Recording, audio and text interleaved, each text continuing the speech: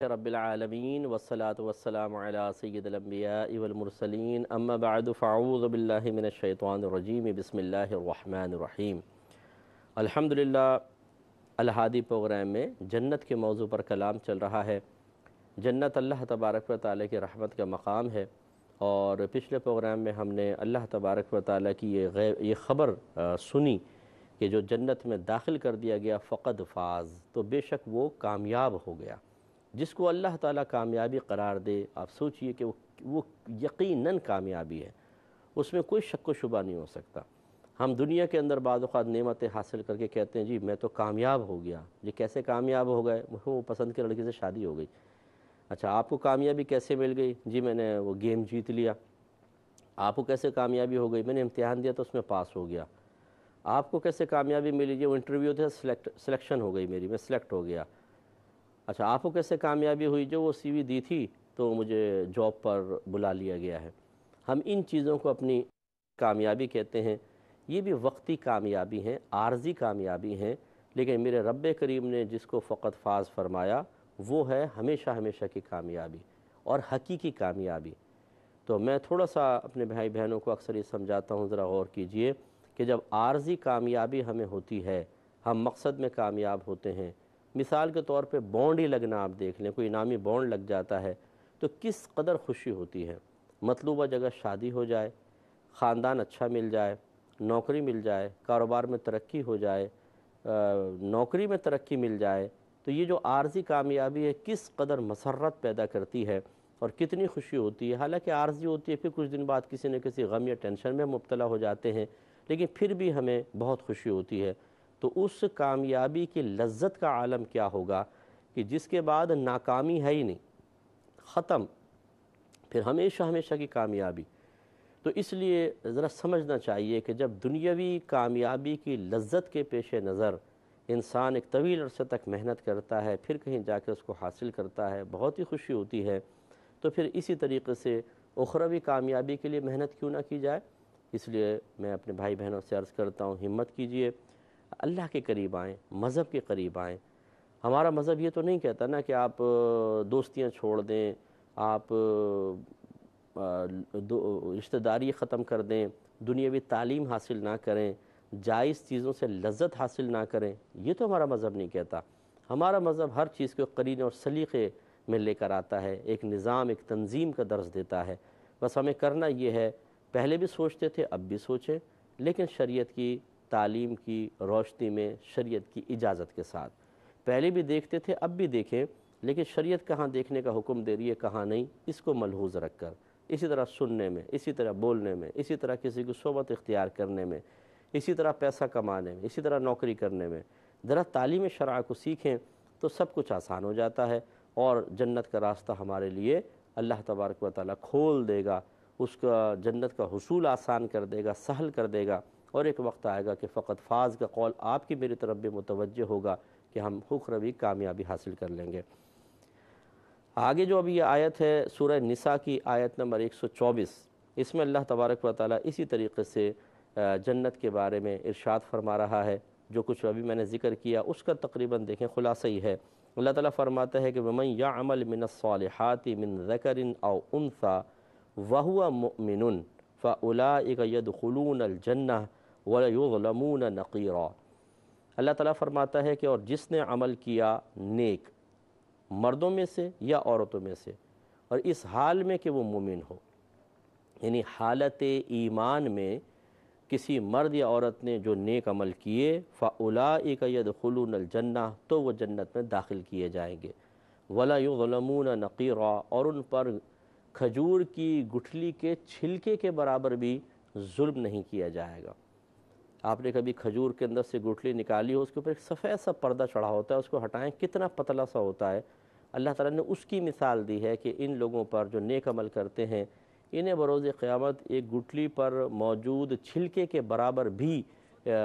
کسی کمی کا شکار نہیں کیا جائے گا، ان پر ظلم نہیں کیا جائے گا، بلکہ جو نیک عمل کر رہے ہیں اللہ تعالیٰ ان کو جنت میں داخل فرمائے گا۔ اس لیے دنیا کی زندگی بڑی مختصر سی ہے، ہمیں اس مختصر زندگی میں اپنی جس طرح دنیاوی کامیابیوں کے لیے سنجیدگی سے محنت کرتے ہیں، اسی طرح اپنی آخرت کے لیے سنجیدہ محنت کرنے کی ضرورت ہے، مرد ہوں یا عورت، ہمیں کوشش کرنی چاہیے۔ اس کے بعد سورہ مائدہ کی آیت نمبر 72 ہے، اس میں اللہ تبارک و تعالی نے جنت کی راہ میں رکاوٹ کا ایک تذکرہ فرمایا۔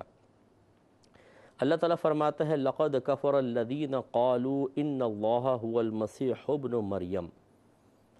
اور ضرور بے شک ان لوگوں نے کفر کیا کہ جنہوں نے کہا کہ بے شک اللہ تعالیٰ وہ مسیح بن مریم ہی ہیں۔ تو کرسچنس کا ایک گروہ ایسا ہے جو یہ کہتا تھا، اور اب بھی یقیناً موجود ہوں گے، کہ عیسیٰ علیہ السلام ہی دراصل خدا ہیں،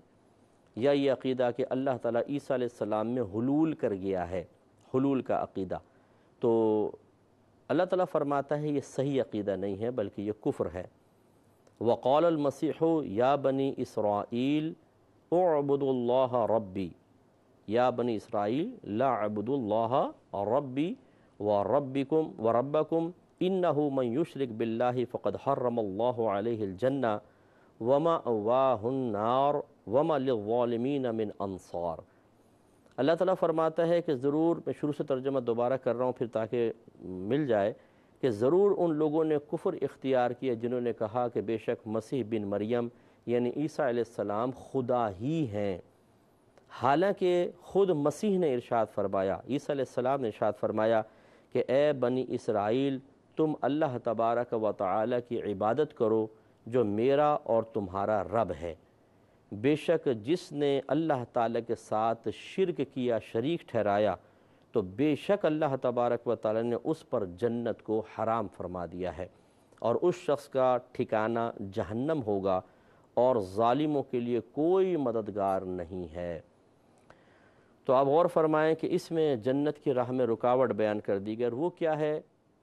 مسلمان نہ ہونا۔ یہ بس بنیادی اصول یاد رکھیے گا کہ اگر کوئی اسلام قبول نہیں کرتا، اب ہمارے نبی کریم صلی اللہ علیہ وسلم کا کلمہ نہیں پڑھتا، آپ کو آخری نبی تسلیم نہیں کرتا، قرآن پاک کو اللہ کی آخری کتاب نہیں مانتا،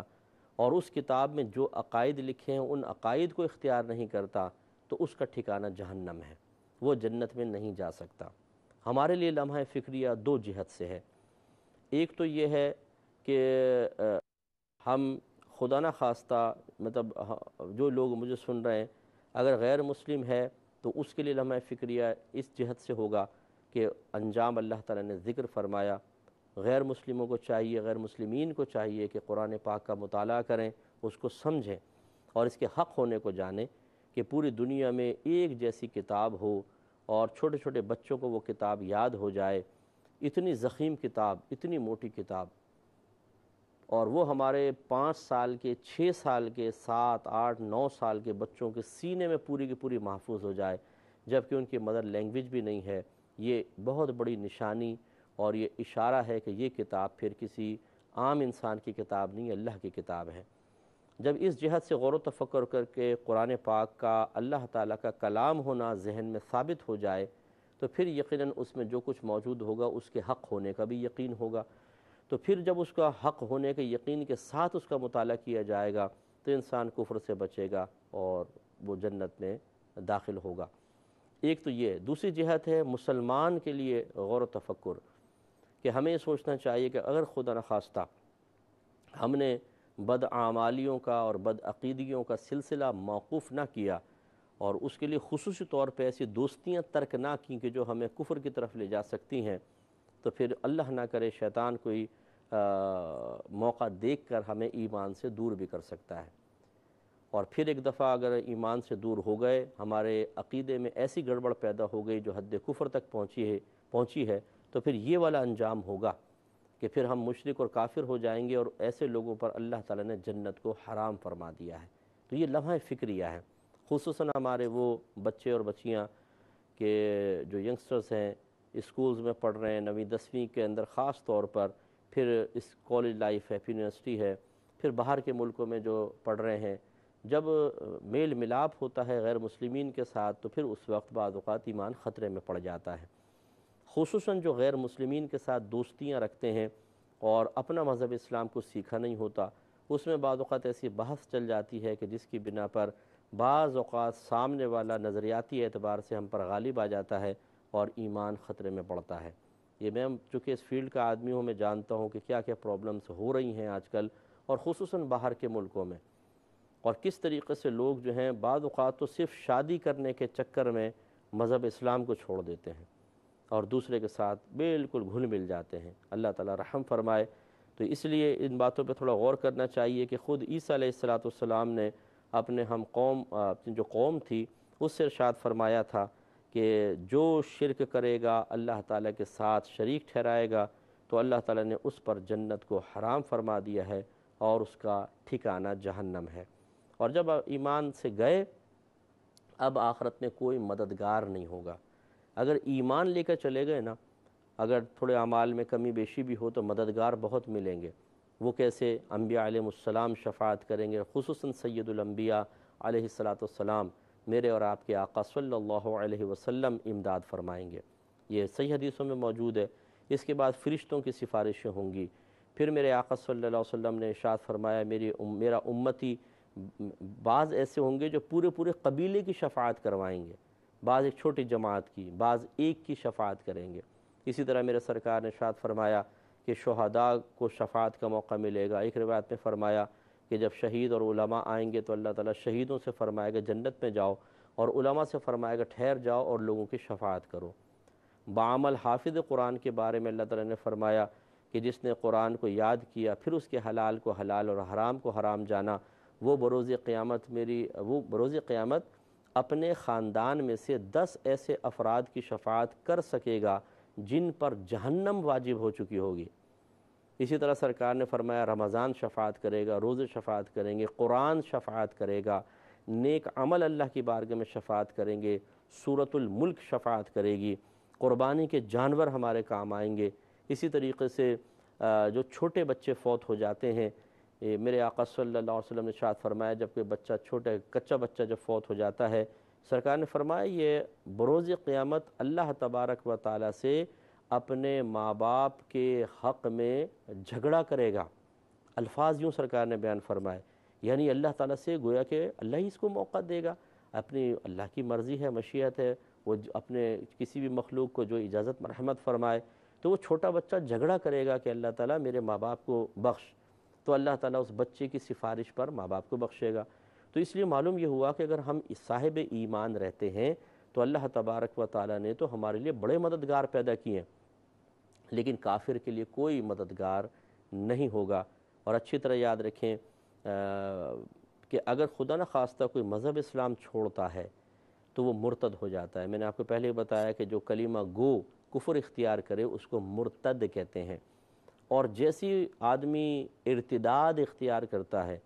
سابقہ زندگی کے جتنے بھی اس کے نیک عمل ہوتے ہیں سب کے سب تباہ ہو جاتے ہیں، فوراً ختم ہو جائیں گے۔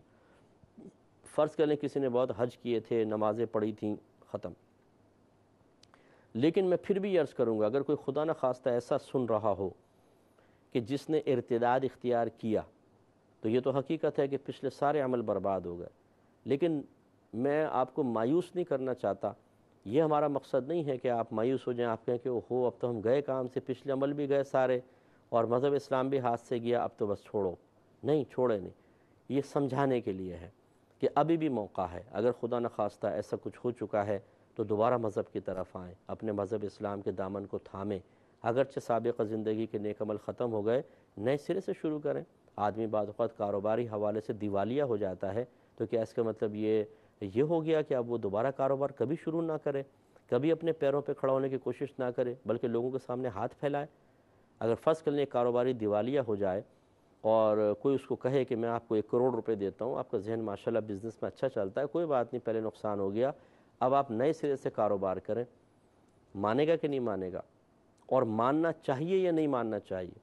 تو اسی طریقے سے بالکل کہ اگر ہمارے عمل برباد ہو گئے ہیں اپنی شامت اعمال کی بنا پر، تو اللہ تبارک و تعالیٰ گویا کہ ہمیں پھر دعوت دیتا ہے کہ اسلام قبول کر لیں، اللہ کی بارگاہ میں کامل توبہ کریں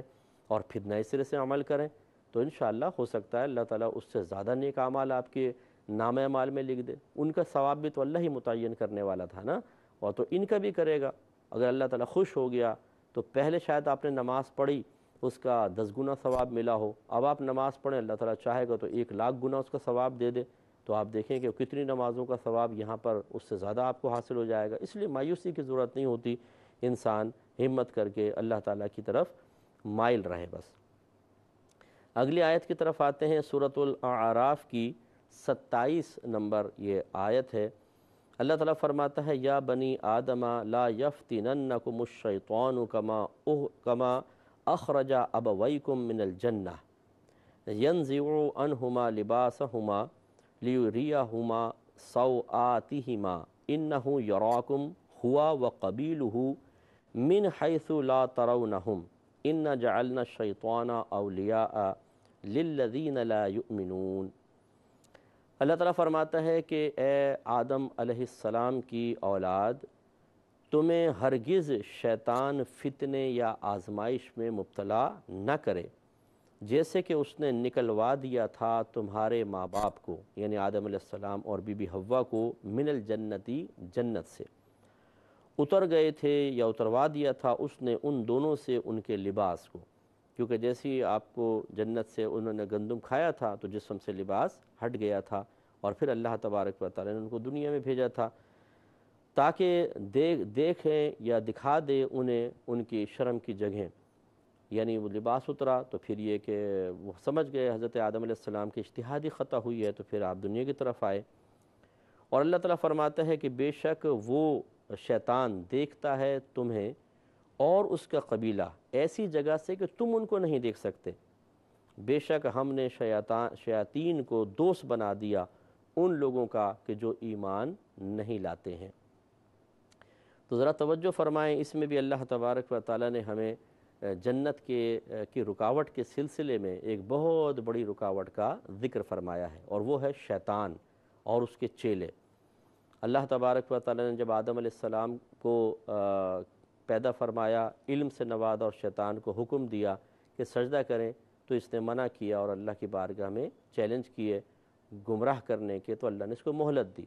تو اب یہ ہماری جنت کے راہ میں بہت بڑی رکاوٹ ہے، اس پہ ہم توجہ کریں۔ انشاءاللہ نیکسٹ پروگرام میں اسی کی تشریح کے ساتھ پروگرام کو ہم کریں گے۔ اللہ تعالیٰ میں عمل کی توفیق عطا فرمائے، آمین۔ وآخر دعوانا ان الحمد للہ رب العالمین۔